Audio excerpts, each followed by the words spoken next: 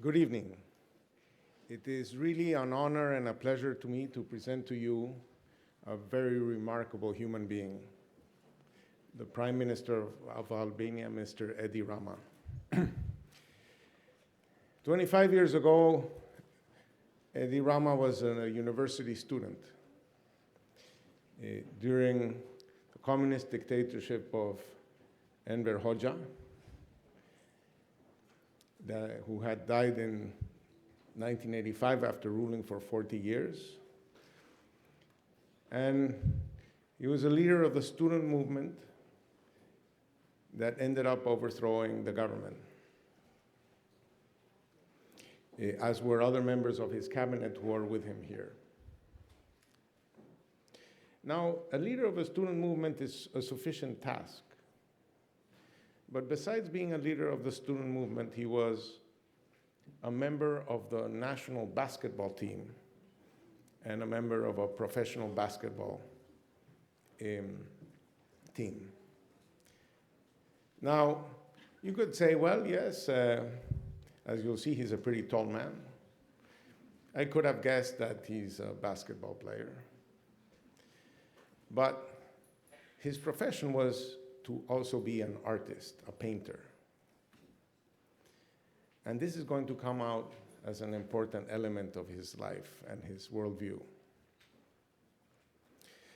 So the government felt it was a transition to something that looked somewhat like a democracy, but a democracy that didn't take lightly to its opponents. So sometime in 1993, he was found almost dead with a broken skull, a broken body.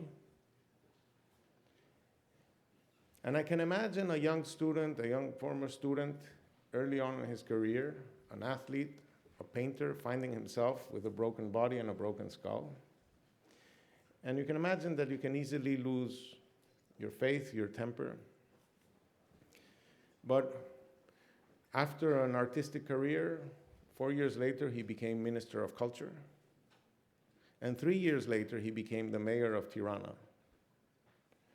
And as mayor of Tirana, he used his artistic skills to do something that was quite remarkable, which is to transform the spirit of the city by just first painting it and then cleaning it up. And if you want to see a remarkable piece of public policy, I suggest that you search his TED Talk, where he describes his vision for that transformation and the realization of the transformation.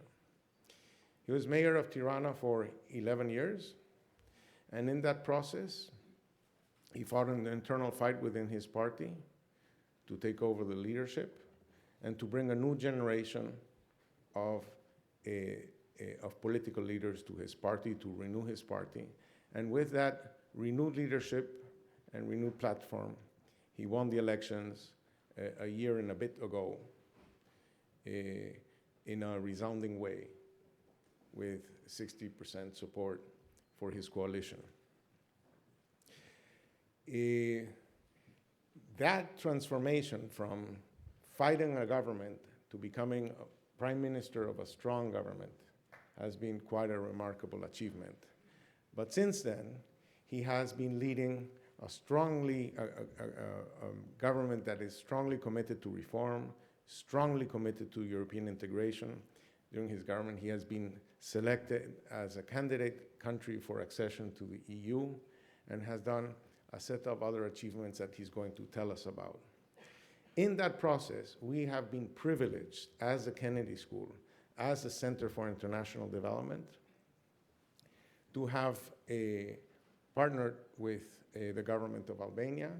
We have had ministers of his cabinet in our executive education programs. We had 14 of our students being summer interns in Albania this summer. We have had something like 6 faculty deeply involved in different aspects of reform for Albania.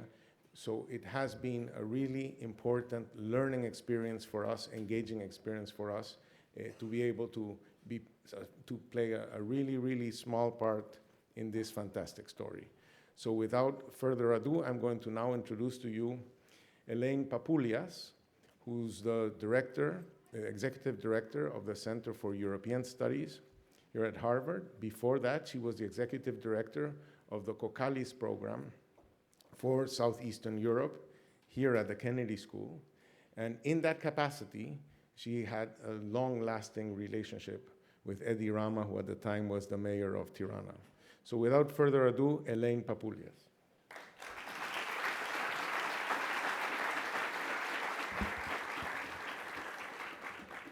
Thank you, Ricardo, for that warm introduction and for all you do for our students and for the great nation of Albania. Mr. Prime Minister, honorable ministers of Albania, dear friends of the Albanian American community, ladies and gentlemen, Mirem Brema, good evening. It's a great honor for the Center for European Studies to co-sponsor tonight's event with the Center for International Development and the John F. Kennedy Jr. Forum. It's also a great pleasure to welcome back a dear friend to our campus. 15 years ago, as Ricardo mentioned, I was serving at the Kennedy School as a director of a program on Southeast Europe. And during that time, I traversed this region and got to know it intimately. I came across a unique mayor of a city that most people thought was one of Europe's least interesting, Tirana. That mayor was our speaker tonight, Mr. Edi Rama. Mayor Rama quickly captured international attention and headlines for the innovative things that he did to spark civic debate in a city whose voices and pride had been drowned out by communism of the most authoritarian and isolationist kind. He initiated the painting of buildings. He demolished over 100,000 illegally constructed buildings. He opened up new green spaces around the city and ignited a new civic pride. But it was not only these visible things, these painted buildings, that as mayor caught my attention. Rather, it was something more distinct, less visible than colors. Something was present in Tirana that I didn't see in other places in the Balkans which I visited. Real leadership.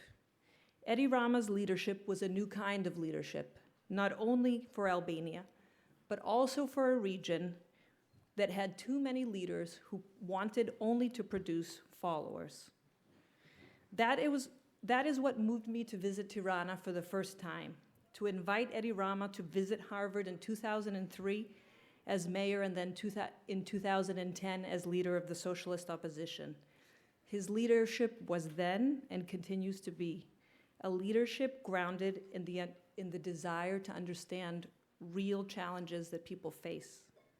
It's grounded in the courage and the ability to mobilize people to both face their challenges and opportunities, to inspire a momentum for change and an ability to initiate progress. It's not a style of leadership that makes Edi Rama stand out, but his leadership ethos, a credo to free politics from attachments to self-interest, empty traditionalism, and dominance over resources that undermine democratic governance. It's this ethos that has inspired and kept him committed to public service through many moments of great difficulty when most people would have abandoned the fight.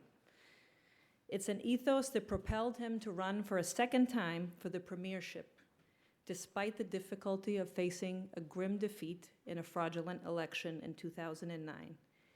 His determination to become prime minister was not simply to gain a seat of power, but in the process to ensure that the votes of Albanian citizens would forever be protected and sacred, and that the trust of Albanian people in their institutions would not be destroyed.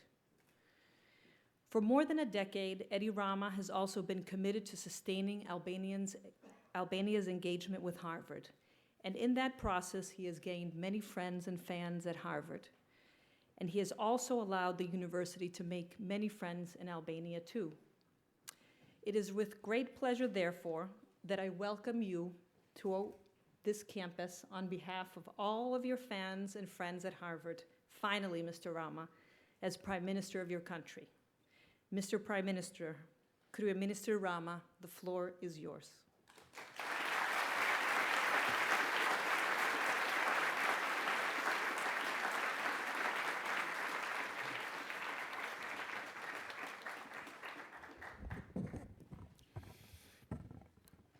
First of all, let me put the record straight. Thanking my very dear friend Ricardo Hausmann for his introduction. I want to just correct that I was a basketball player because I was too tall among Albanians. And at that time I was obliged to become one. So if you would have seen me playing, you would not have been so proud of me as basketball player. So good evening to everyone, and it is such an honor for me to be here with you in this great venue, able to reflect on the challenges ahead for Albania and for our world, an ever more connected world, or ever more connected destinies. But firstly, I want to thank with all my heart for this event the Institute of Politics, the Center for International Development and the Minda Ginsburg Center for European Studies, with particular gratitude to its executive director, Elaine Papoulias, who has the big credit to have believed in Balkans and its human resources when even we ourselves had a lot of doubts about that. As you may know, for 11 years I was the mayor of Tirana.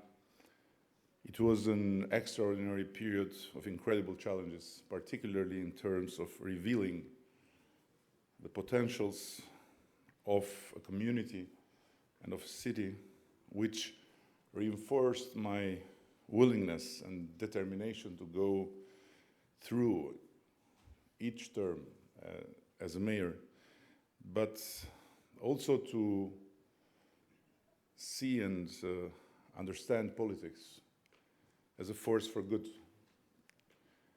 And it is during this period when I became bound to the public's fate, and my driving force was the immense desire for change and the unwillingness to wait for it.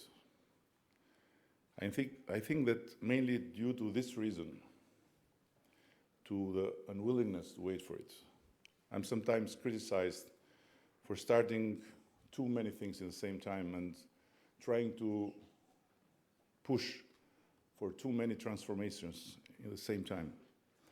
But I strongly believe that we have too much to do, and we lost so much time, held back by our history, held back by bad policies, held back by disappointments during a long transition towards a functioning democracy since the outset of the pluralist regime in the early 90s.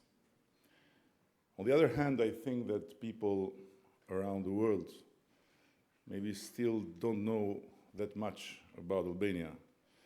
And we all know, we Albanians, I mean, that the film industry has not been kind to us. So, Walk the Dog, Taken. Even I was a bit scared myself to be in Albania after watching these films. And I really wish with all my heart that Liam Neeson or Dustin Hoffman can visit and see what a beautiful country it is, feel the potential that we all feel when we are in the country. And it's not only the film industry, it's also the media that, with our help, has made its own part. You can imagine that in front of an already prepared speech, I have to read, but I can't avoid to have a part of my mind in a football game. In a football game that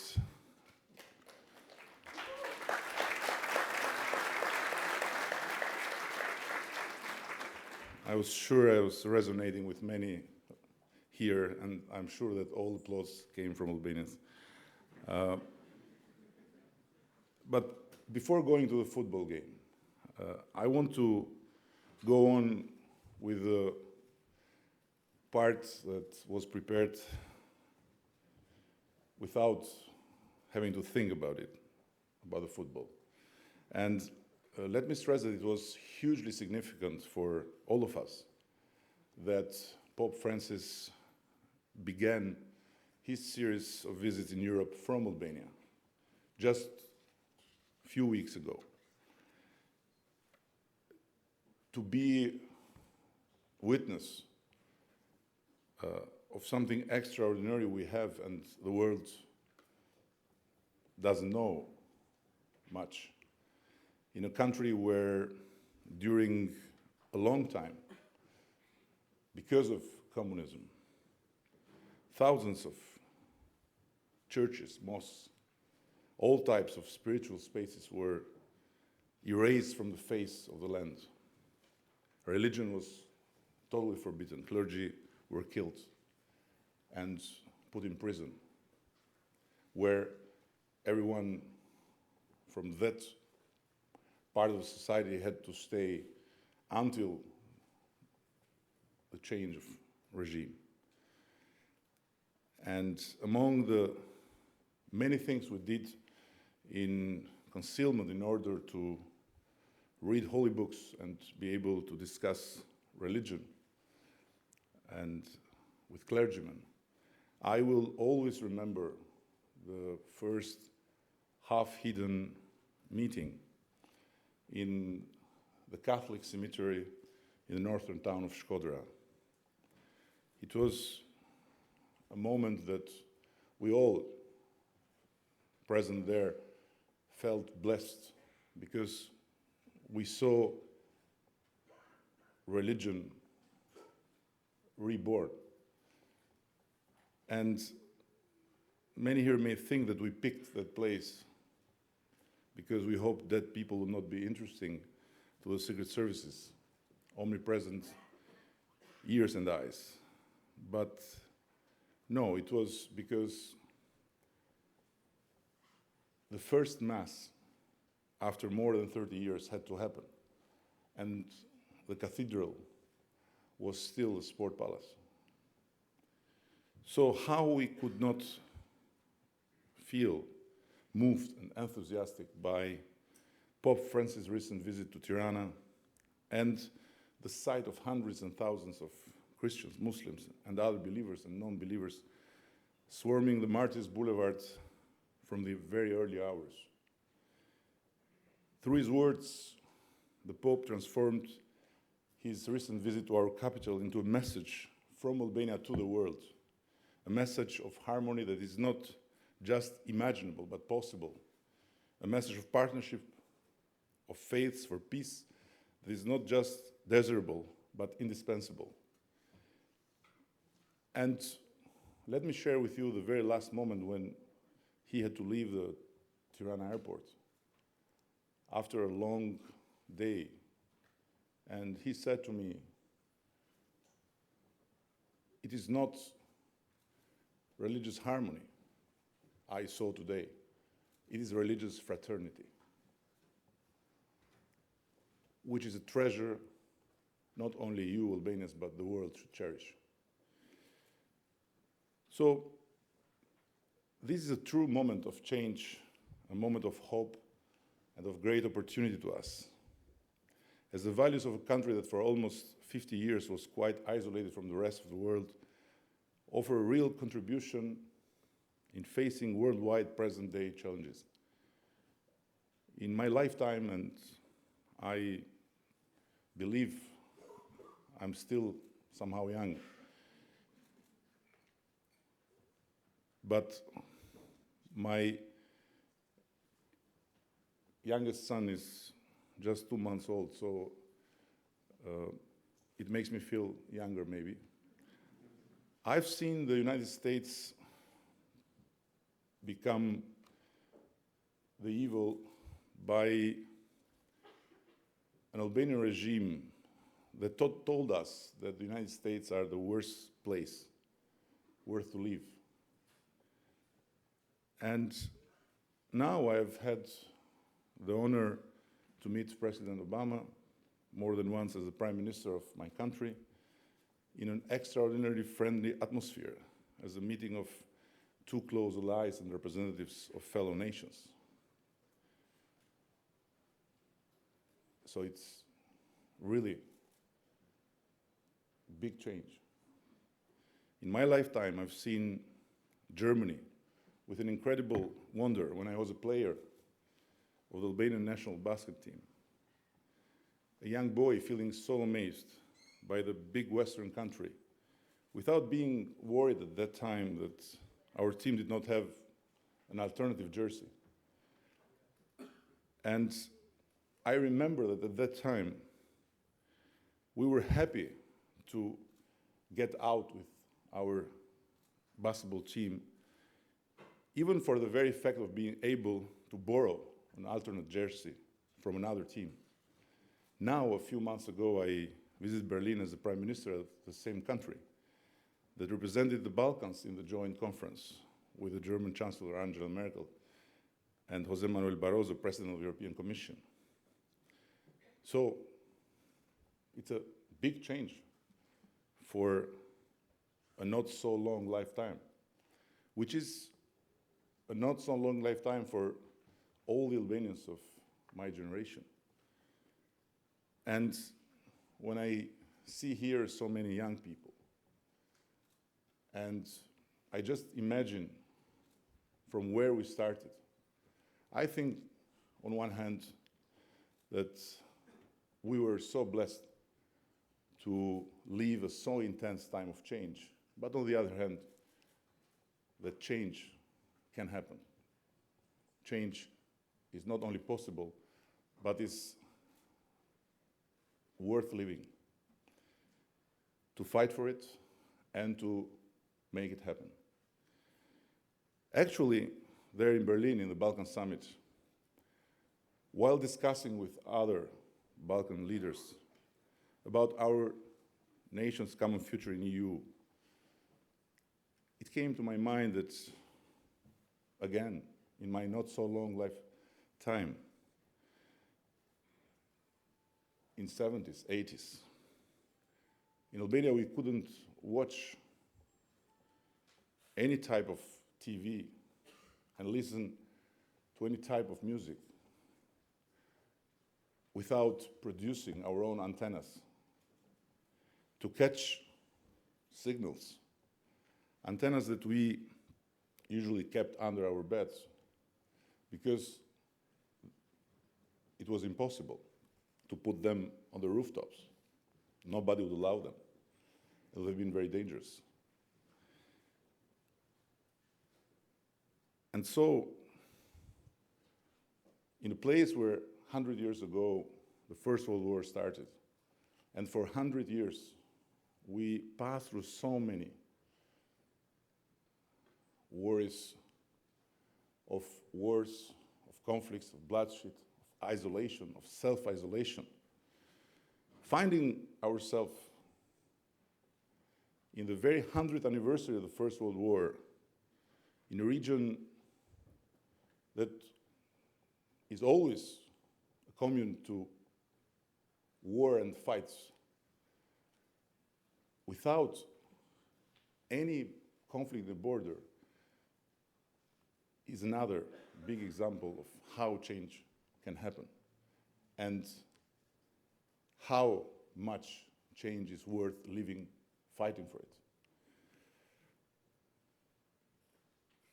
And this August in Berlin, we were having exciting discussions and putting forward really inspiring common projects related to present problems in our countries, but also to the future of our young generations. And our discussion went far beyond simple diplomatic or cultural exchanges, and definitely far beyond the cultural myths created in our minds by the snapshots those improvised antennas gave to us. But Still, change is difficult and change is challenging. And the football match told us that there is still a lot to do to make the pace of change solid, sustainable, and unbreakable. And frankly speaking, this is out of my speech.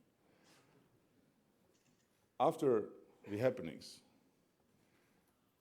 we are facing two sides of the medal. On one hand, the very obvious past, with its hatred, with its easygoing language, full of allegations, with its fingers pointed always towards the other as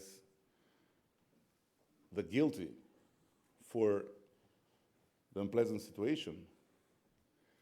And on the other hand, the hopes and the dreams that this fantastic change in the Balkans have created and have made real in front of all of us as a horizon of opportunities. So the first way is the easiest one, to go backwards again and to respond in the same way with the same old,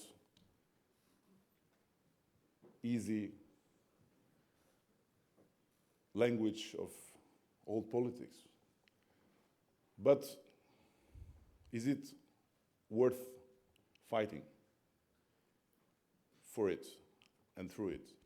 Or is it better to fight that we overcome even this very sad and disappointed moment, and we look forward for the sake of the next generations and for the sake of a chance that is given to us by this historical opportunity to look all together towards a future that we have the fantastic possibility to see as a concrete horizon, the European Union horizon.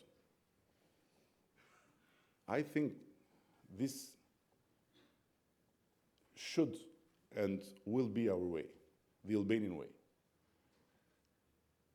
Albanians have never been nor destabilizers of the Balkans, either aggressors towards anyone else. And if Albanians today are in a much better place than they were 10 years ago, it should mean something. And I strongly believe that it means that we have what we have built it through peaceful and through not harmful for any other else ways of searching our better place in the region. They say the United States is a place where dreams come true. Obviously, it's not the only one. And I very much want to believe that among other places where dreams come true, Albania is one. But also the Balkans are one. And this is a message to all our diaspora members, to all Albanian students who would like to engage in their country, and to all experts interested in contributing in Albania. I had a very beautiful handshake with one of Ricardo Hausmann team members who came to Albania maybe obliged by his professor, but then went back to Albania for the honeymoon. So choosing Albania as a place for a honeymoon being a Harvard student and having so many other places possible to choose is a fantastic fact to be told. It's a fantastic story to be spread. And it's a fantastic reason for all the others to follow the same path, not necessarily for the honeymoon, but for the fantastic Albanian sun.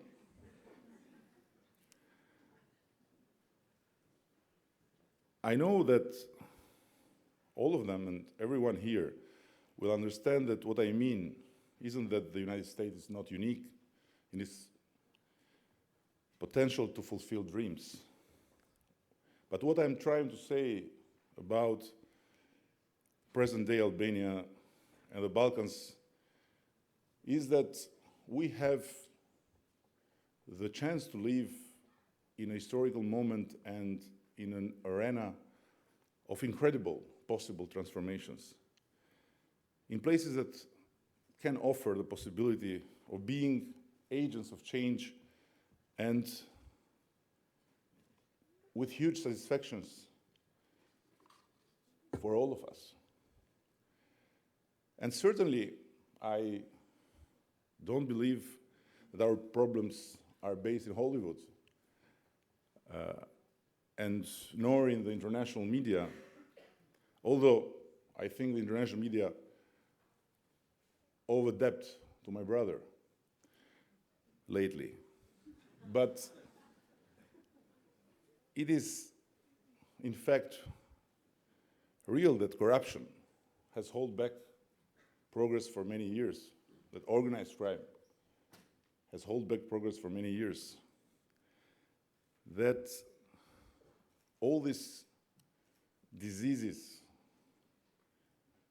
have stopped people from believing that can be ever fairness there. And they are right, because corruption is not about people, but about systems and the willingness of politicians and leaders to change the systems. And I want to bring here an example. The first foreign guest with institutional power to visit my office as mayor of Tirana was Creek Portman, at the time World Bank regional director. And before he came, the World Bank country office staff had been to my office several times. But they kept on noting problems and reporting problems, but never trying to do something with me as mayor for the good of the city, because the city was not in their portfolio. So then I changed and I welcomed them, but kept talking about history, art, literature, even culinary art and climate. And so they realized the refusal to talk serious subjects unless it was a project. And so they reported in Washington about a very strange mayor with a free chat formula. This took the attention of the regional director, and he decided that when he visited Albania, to visit for the first time the mayor of the city. And with great modesty, in fact, Creek Portman sat in the guest corner in my office and said to me, "Look, before you start talking to me about art, literature, and so on, I want to say something. You were Creek Portman, the regional country, the regional director of the World Bank, and I'm Edi Rama, the mayor of Tirana. Now tell me, what will you do for me?" So it was a very good shot, and I couldn't say no to this, but I just asked a condition, that if I would say what I would want the World Bank to do, he would not give me the famous answer, "It's a very good idea, but it doesn't fit with our programs." So he accepted it, and on my invitation, we both went on the other side of the office went through my toilet and got to the small window of the toilet to have a look down where people were served in daily basis, under the sun or under the rain, didn't make difference. In 2 kiosks, they were making long lanes. And just for obtaining a certificate, a permit, and information, they had to wait until their turn was to be in front of this very small, dark hole from where a hand was coming out and getting in, and nothing else. And this was the hand that would get the request and then would give the answer based on the bribe inside the request.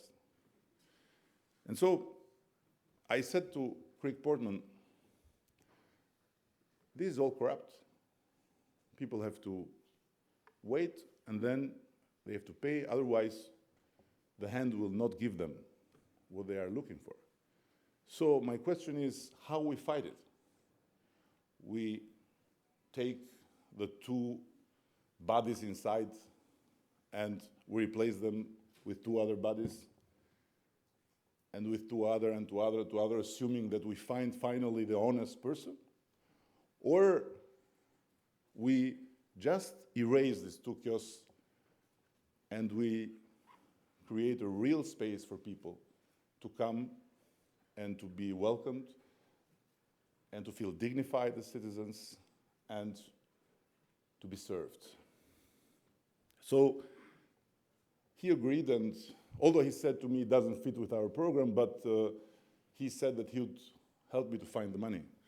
So we drafted a project to transform all of it in a service hall with digital procedures, with a beautiful modern waiting lounge, and with a system of monitoring all the requests. And so we provided space for transparency and for good service, self-respect and respect for the citizens. So briberies and all refusals stopped. And the service hall became the first of its type in Albania, and the project became a success story of the World Bank, and then the World Bank started to sell the story elsewhere. So what it took to end so many years and so much energy and money feeding corruption and a vicious circle of bad service was the change of the system, was modernizing the system through the will for change. And this is what I believe. Fighting the big disease of corruption means modernizing. Because I don't believe in the natural honesty of public servants. I don't believe in the natural honesty of German public servants. And I strongly believe that if we would have made an experiment by bringing in Albania 50 German public servants and putting them in the most appetible agencies, I'm sure that after the first 40 days of temptations, they would fall. They would fall. And they would start to look at the pockets of people. And on the other way around, I strongly believe that if we bring 50 Albanian civil servants from the worst places where corruption is present, and we bring them to Germany, they would not ever even dream to ask for a bribe to a German citizen, because the system would not allow them. So it's about systems, it's not about people, because people cannot corrupt a system that works. Systems that do not work can corrupt people. So let me put it the other way.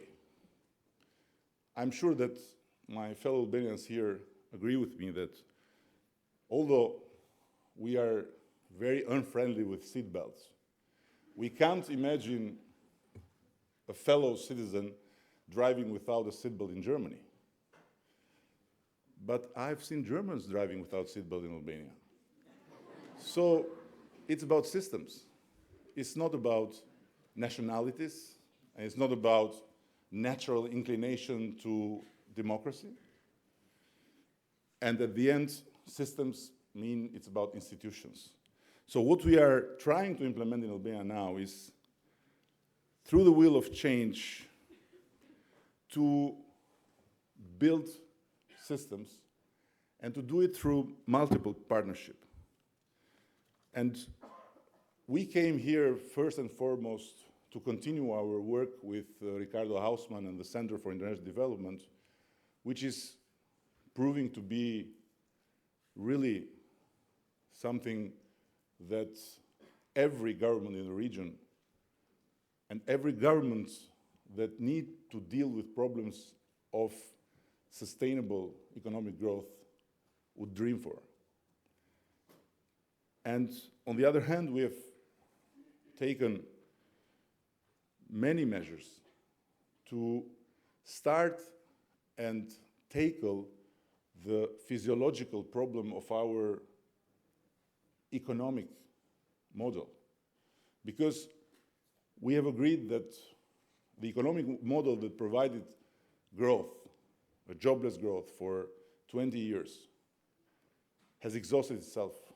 And the sources of growth that have been there are not there anymore. Remittances from immigrants are lowering dramatically every year. The construction boom is over. So we have to turn towards the big potentials of the country and to the big resources of the country and use them in a way that they produce growth and they produce prosperity. So oil and gas, minerals, agriculture, tourism, and for sure, energy that has to change from a big problem, systemic problem for our country, in a source of income and of prosperity. So nowadays in Albania there are many transformation fronts. These also include work done in cities to rebuild hope and trust for people that are living in cities that for many years have not seen any investment.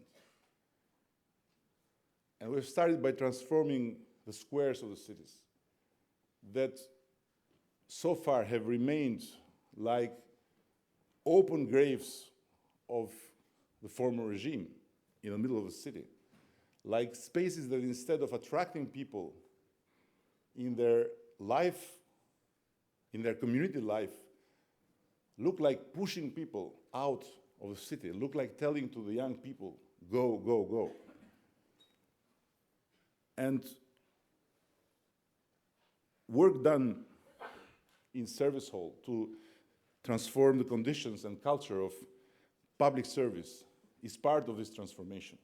We cannot live long with this endemic corruption that is continuing to harm people and to harm people's hopes and dreams in every step where they have to encounter the state through the need for a service. So we have embarked in a very important transformational project to bring the services to the people using the new technology and separating them from the civil servants through a completely innovative mechanism. Work done to ensure a clear environment and to protect the natural resources and the natural attractions our country has, because we all agree that Albanians today live better than 20 years ago. But at what cost for the country? At what cost for our nature? at what cost for our landscape, at what cost for our rivers and forests and beaches and beauties. Because at the end of the day, we should not forget that our best asset is our beauty. And we should cherish it, and we should do everything that our beauty, the beauty of our country, become the point of reference for all of us when we go further with our policies of growth and development. And all these are not unrelated transformation fronts, because they stand all on a reformation and modernization platform. What is going on, and this is why I'm particularly hopeful, is a chain reaction of effective partnerships for change, which means also getting things done, as well as ensuring sustainable results. Obviously, our main responsibility to get things done is towards the Albanian citizens, by keeping our promises, the promise we made during a fantastic election campaign with a fantastic result and support for us. But we all know that campaigning is the easy part. What is hard is turning words into actions and policies which deliver change, which deliver results. As an artist, you do whatever you want with your brush and your canvas. But as politician and leader, you have to be aware that others too are painting on your canvas. This is where your unwillingness to wait for change turns to eagerness for action. So you become a prime minister and learn to paint together with others, invited or uninvited partners, the canvas of change. As an artist, I had no high esteem for politics, particularly Albanian and Balkan politics. But it's through the years as mayor that I understood, and now as prime minister, I'm absolutely sure that so much change for good comes through politics. And politics is what make us as individuals make happen things that we cannot change alone. And I want to tell to all the young people here something that I think is very important to keep in mind. Because many young people find reasonable to say, I don't mix with politics. Politics is a dirty thing. So let politics do what has to do, and I do what I want to do. It's an illusion. Politics will influence your life in any way. And bad politics will make your lives more difficult. So you can not think about politics, but politics is always doing something about you. That's why you should engage. Not to become politicians, but to be good citizens. Because at the end of the day, being a good man, being a good professional, is not necessarily being a good citizen too. And Albania, first and foremost, need good citizens. And who better than good people, good professionals, ambitious, hopeful people can be Albania's good citizens today?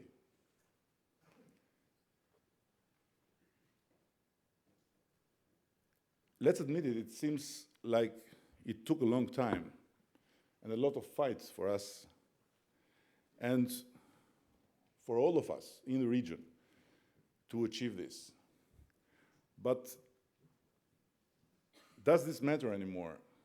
When we have the chance to prove that history does not repeat itself, and when we have the opportunity to make what President Kennedy said, named the kind of peace that makes life on earth worth living.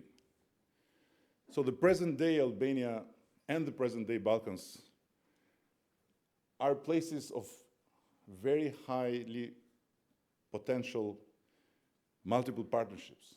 Partnerships that extend far beyond borders and biases, partnerships that could be an inspiration to the next generation, but also to the world. And they are places of profound change, change that can contribute to transformations and peace that also stretch far beyond our borders and our region. And I hope you too can all be partners in that change. Now, let me thank you with all my heart for your patience. I appreciate it very much, because I'm sure it's not obvious to be so patient when you have to hear about a place named Balkans, and when you have to hear from someone that is supposed to be the Prime Minister of a country named Albania. So thank you very much.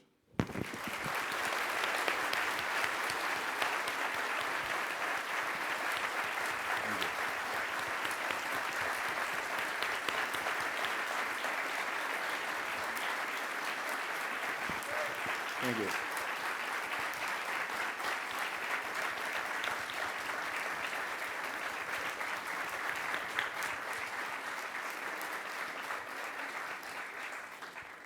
The floor is open to questions. There are 3 ground rules that we have to respect here at the forum.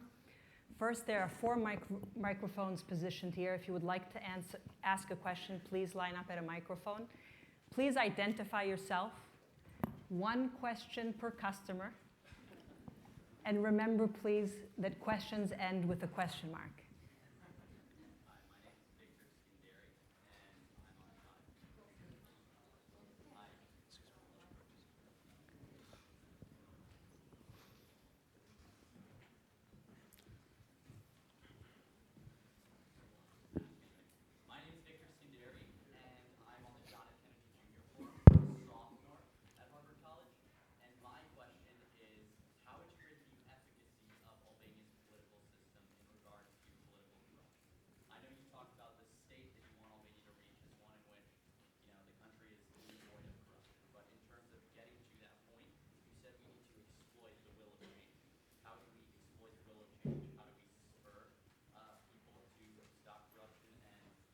Done so far to address that? And in addition, what role should the international community take to deal with that problem? It's not people that have to stop corruption, is the way we organize that has to make corruption the worst alternative for people. Because today, and for many years, in Albania, people are inclined to corruption as the faster service, as the faster alternative to a service they are supposed to get from an office, but they don't get. So we have to improve the services, and the way to improve the services is through modernization and reforms, and the way to make the modernization reforms happen is through the will of change. So the answer is modernization. We may all want that we all become a nation of angels, but this is not an option for any nation. So what makes the difference is functioning institutions and modern systems of serving people and of making people be able to watch transparently how their leaders and their institutions work.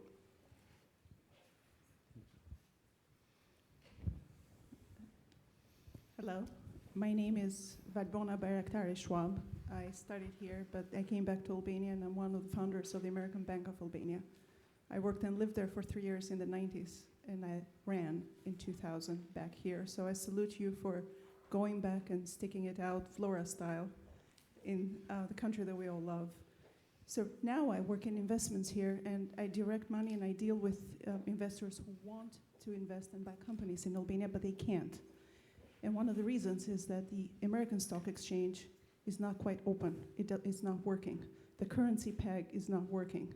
So there is a need for transparency in both fronts so that foreign capital can come there and build the roads and the bridges and the power plants. Are you thinking about this with the government right now? Are there any plans to change anything on that front? Yeah, humbly I would ask you to let me fix the Albanian front and not the American front, because it would be too hard for me to fix both.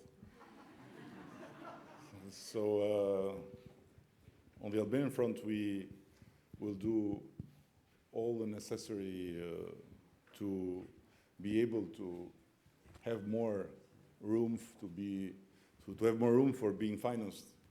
But so far we are tight in a space that is determined by many mistakes made in the past and by a very big volume of arrears that we found in our way just in the beginning of our first term. So we have first to deal with all that, and then hopefully we will have more room to think about having more capability of financing.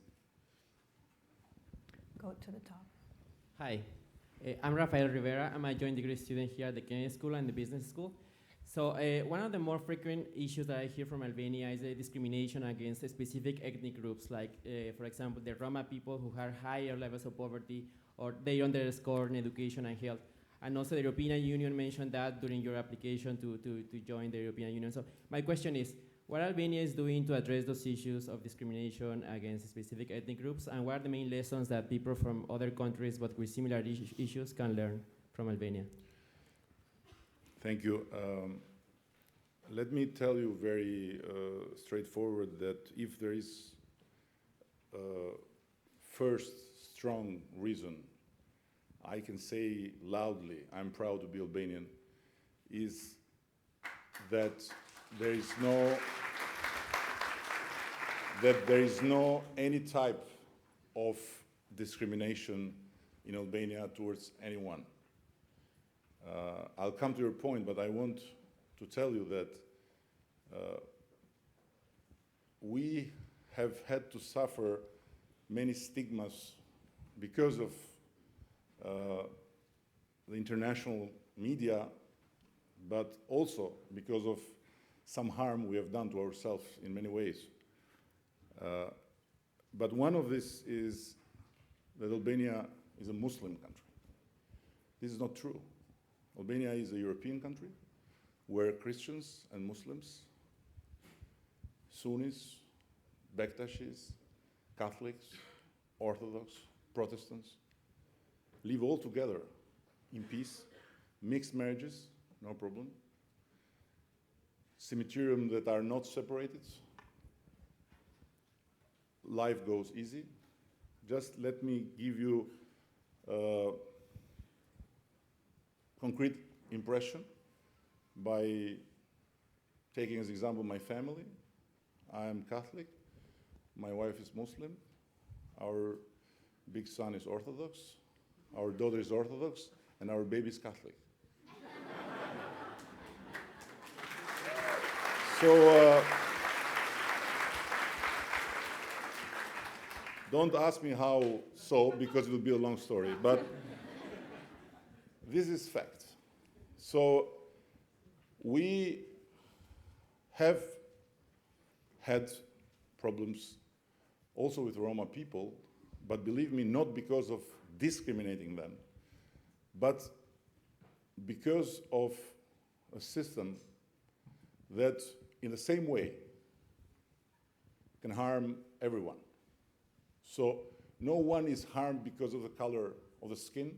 No one is harmed because of the way it speaks the language. No one is harmed because of religion or territorial or whatever.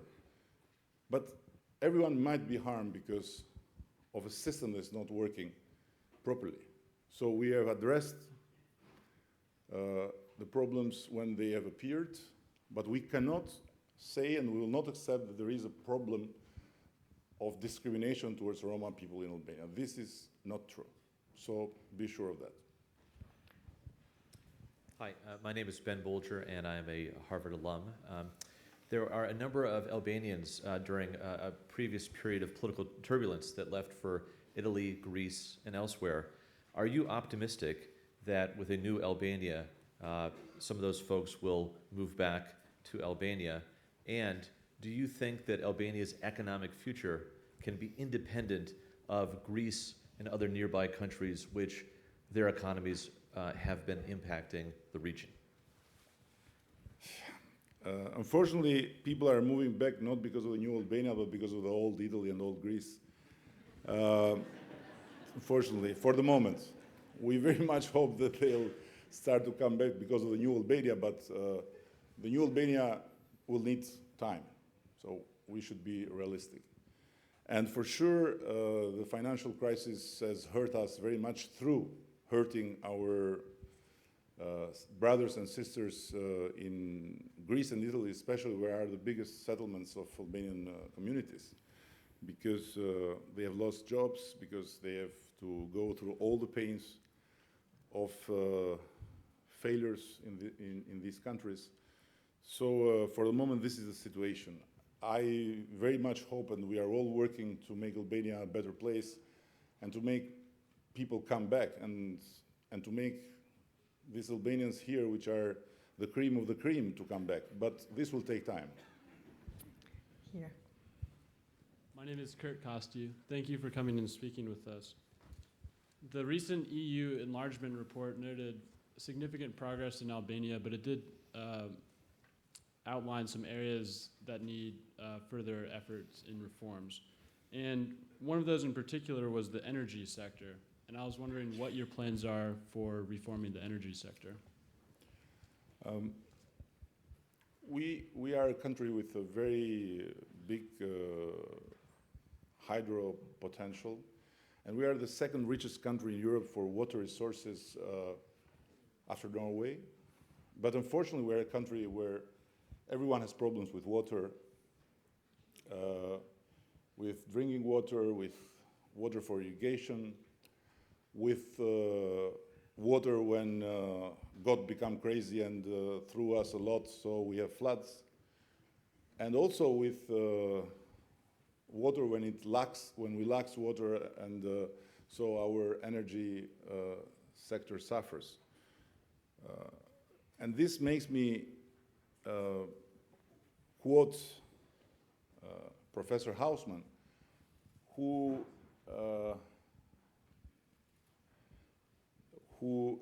says countries do not differ for what they have, but for what they know.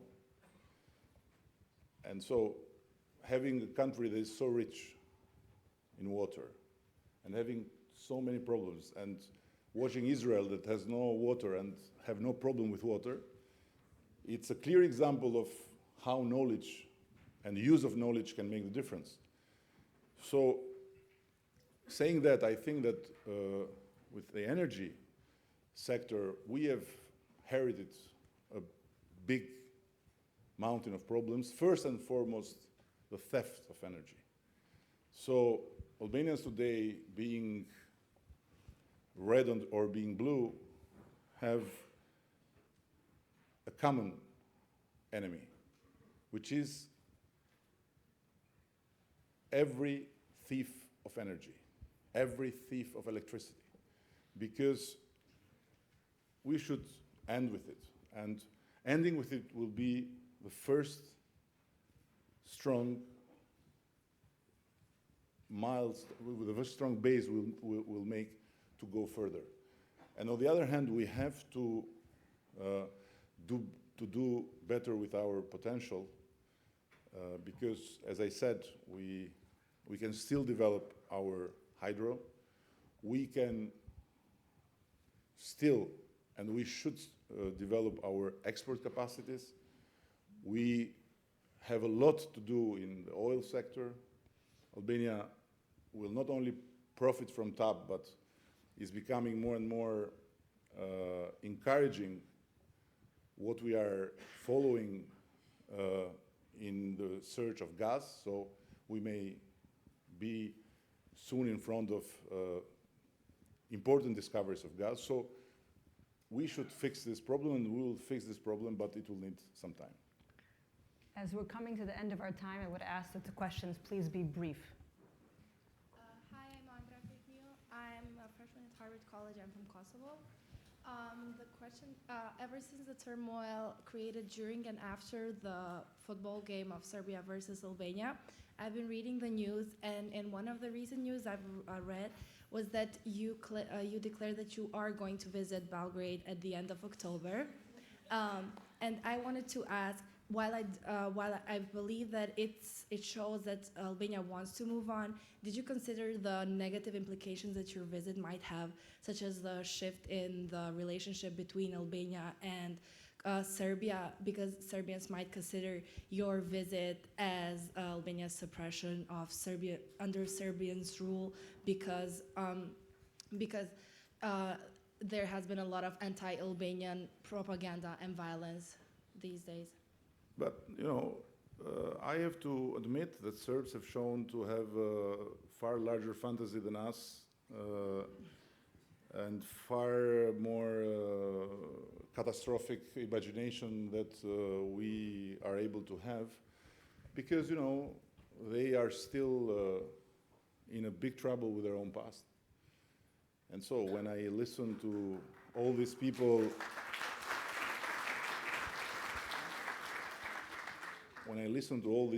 that have somehow succeeded to fool also the world for a moment, I hope, that all that has been happening was about a flag. And when I see these people struggling with the flag of another country, you know, I feel really sad for them. Because I believe that struggling with the other's flag is somehow not being able to escape from your own ghost, from your own past. It's like struggling with your own body. And so it's their problem. It's not our problem. Our problem is to make sure that this fantastic opportunity we have should not be missed, and that we can show to the world, we can show to Europe that the Balkans are able to move forward, and the Balkans do not deserve to be isolated as they were. And by being all trapped in this football game, we may make so much harm to ourselves by self-isolating again the Balkans, and by making all people say, okay, they are all the same. And they are all the same as they were all these years, so they don't deserve our attention, they don't deserve our support, they don't deserve our cooperation. We should not forget what happened in Berlin. What happened in Berlin is historical. And it's up to us to show if we are ready to go forward, and if we are ready to be partners with Europe, as we pretend. So if they are EU, we should be E. We cannot erase the E and be B, because then we'll remain B class for how many years, I don't know. So let's honor the E.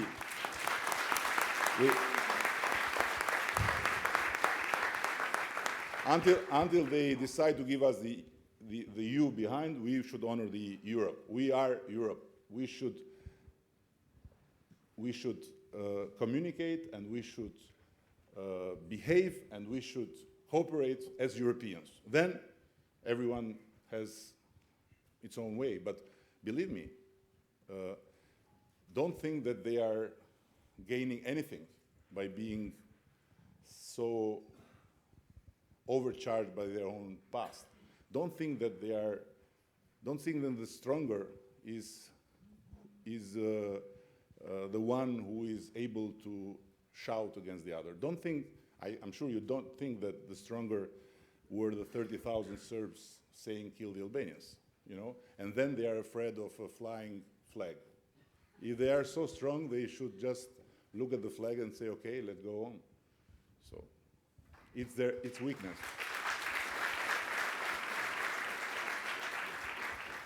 This will be the last question.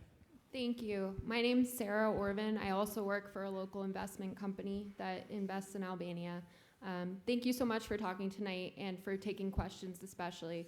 My question is about the recent removal of the central bank governor, if you can comment on that at all. What conclusions I should draw for what it means for your government's views on central bank independence and what you're looking for in a new central bank governor. Thank you. I have learned also by my own life that a crisis is an opportunity. And I've had the chances more than once to prove it, that when there is a crisis, there is, of course, something not pleasant happening, but there is, at the same time, a big chance. So we should not waste this crisis, and we should make sure that the Bank of Albania come out of it more independent, come out of it more professional, come out of it more dignified in front of the world. I mean, the financial world. And there are all the chances to do so. And that's why I have said that we should not be close to the idea of foreign governor, not because of a foreign governor, but because of high authority in the international financial system. And then if there is an Albanian that can make the financial world say, wow, they got him or her, even better, then of course it would be more than welcome. So I very much hope that with the president we'll succeed to give to the Bank of Albania a governor that will be immediately respected by the financial world. And as for the supervisory board, you know that we have to go through the parliament, and that's why I've opened space for application from all Albanians that work in the international financial system. We had 151 people from all over the world, Albanians, applying. Then we had a short list of 8 or 9, and then they were interviewed by a special committee. So we'll be able to present to the parliament candidates that are worth the respect of everyone and of their total independence, nobody can doubt. That's why we said since the beginning that we will not fish the members of the supervisory board in the courtyards of political parties, even although the same goes for the Socialist Party, which I lead. So they'll come from the financial system. Mr. Prime Minister, thank you for your inspiring words, your inspiring leadership. Thank you.